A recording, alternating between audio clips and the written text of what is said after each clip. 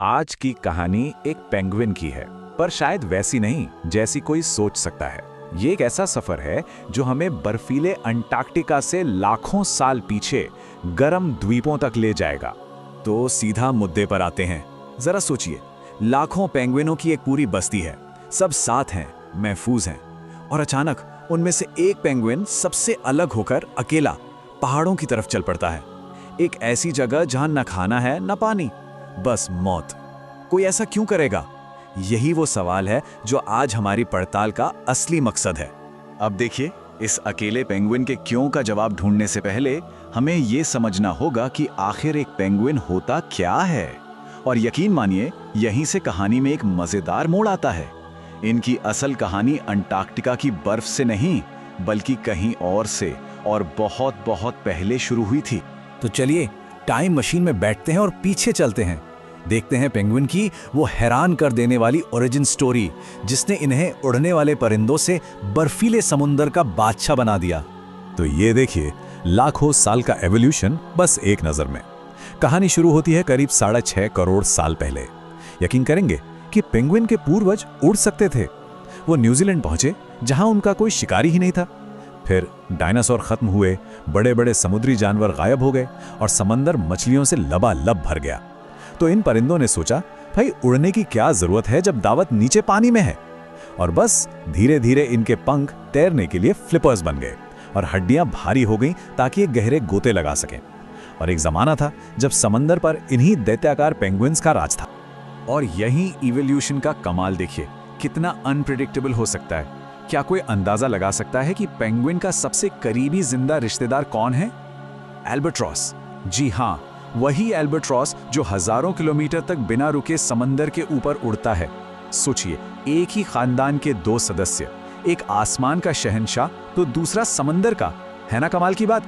तो सवाल यह है कि ये शुरुआती पेंगुइन इतने बड़े, इतने विशाल कैसे हो गए? इसका जवाब एक बड़ी दिलचस्प थ्योरी में है, जिसे कहते हैं आइलैंड जैगेंटिज्म। मतलब जब कोई प्रजाति किसी ऐसे द्वीप पर अकेली पड़ जाए जहां ना कोई शिकारी हो और खाने पीने की भी कोई कमी ना हो, तो वो धीरे धीरे आकार में बहुत बड़ी हो जाती है। मशहूर डोडो पक्षी याद है? उसके साथ भी बिल्कुल यही हुआ था। और जब हम बड़ा कहते हैं तो हमारा मतलब सच में बहुत बड़ा है। बस कल्पना कीजिए, एक पेंगुइन के पास कोई खड़ा है और वो उससे भी लंबा है। जी हाँ, जो सबसे बड़ी प्राचीन पेंगुइन की प्रजाति मिली है वो 7 फीट तक लंबी थी और वजन था 100 किलो। आज के जो सबसे बड़े एम्परर पेंगुइन होते हैं ना, वो इनके सामने बच्चे खैर, वो विशालकाय पेंगुइन तो अब नहीं रहे, लेकिन उनके जो आज के वंशज हैं वो धरती के सबसे मुश्किल माहौल में जीने के लिए आप कह सकते हैं परफेक्टली डिजाइन्ड हैं। चलिए देखते हैं इनके पास ऐसी क्या सुपर पावर्स हैं। सच कहूं तो पेंगुइन किसी इंजीनियरिंग के अजूबे से कम नहीं है। मतलब हर चीज जिंदा रहने के लिए बनी है। हड्डियां भारी हैं ताकि पानी में आसानी से डूब सकें, गोता लगा सकें। इनके पंख किसी वाटरप्रूफ जैकेट की तरह हैं जो हवा की एक परत बनाकर इन्हें गर्म रखते हैं। और कमाल की बात तो यह है कि ये समंदर का खारा पानी भी पी सकते हैं। इनकी आंखों के ऊपर एक नेचुरल फिल्टर लगा होता है। इनका जो काला सफेद रंग है ना, वो पानी के अंदर इन्हें शिकारियों से बचाता है। और इनका ब्लड सर्कुलेशन सिस्टम तो ऐसा है कि इनके पैर बर्फीली जमीन पर कभी जमते ही नहीं। हम सब ने पेंगुइन्स को चलते हुए देखा है। वो जो लड़खड़ा कर चलते हैं, बड़ा अजीब लगता है ना? पर वो अजीब नहीं बल्कि बहुत एफिशिएंट है। ये उनकी एक और सुपर पावर है। इस तरह चलने से उनकी बहुत सारी एनर्जी बचती है।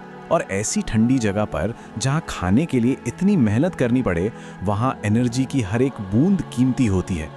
तो ये चाल कोई कमजोरी नहीं बल्कि जिंदा रहने का एक स्मार्ट तरीका है। चलिए अब कहानी में एक और ट्विस्ट लाते हैं। एक ऐसा ट्विस्ट जिसके बारे में शायद ही किसी ने सोचा हो।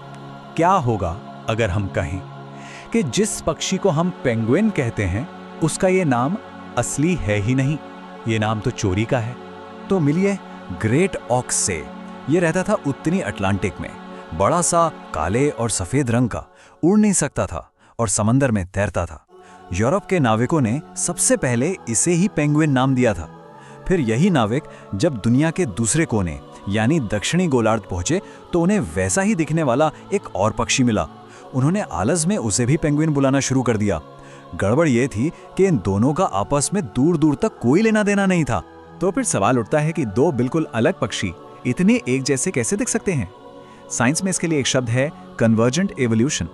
इसका मतलब है कि जब दो अलग अलग प्रजातियां एक जैसे माहौल में रहती हैं और एक जैसी मुश्किलों का सामना करती हैं तो वो एक जैसे ही दिखने लगती हैं।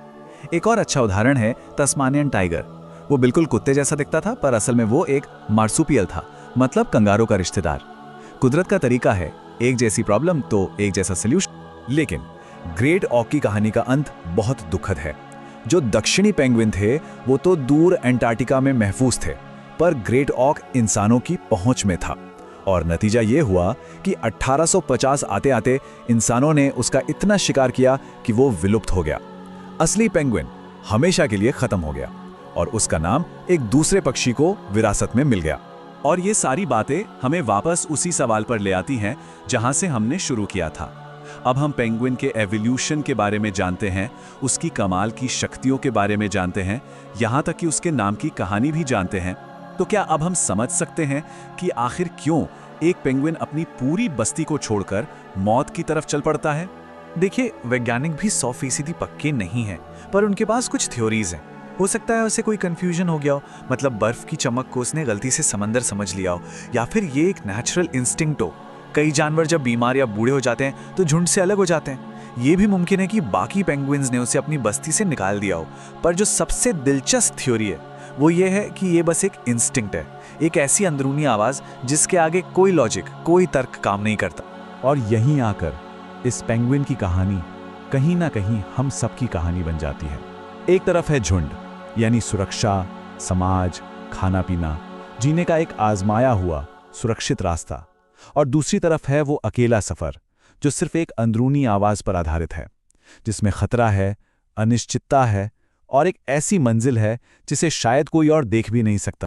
तो आखिर में ये कहानी हमें एक बहुत गहरे सवाल के साथ छोड़ जाती है। शायद वो पेंगुइन कोई गलती नहीं कर रहा था, शायद वो एक चुनाव कर रहा था। और ये हमें सोचने पे मजबूर करता है, क्या हमेशा झुंड के साथ सुरक्षित रास्ते पर चलना ही सही है, या कभी-कभी उस अकेली राह पर भी निकलना जरूरी है जिसकी पुकार सिर्फ हमें सुनाई दे रही हो, भले ही उस राह पर हमें अकेले ही क्यों ना चलना पड़े। इस सफर में साथ देने के लिए शुक्रिया।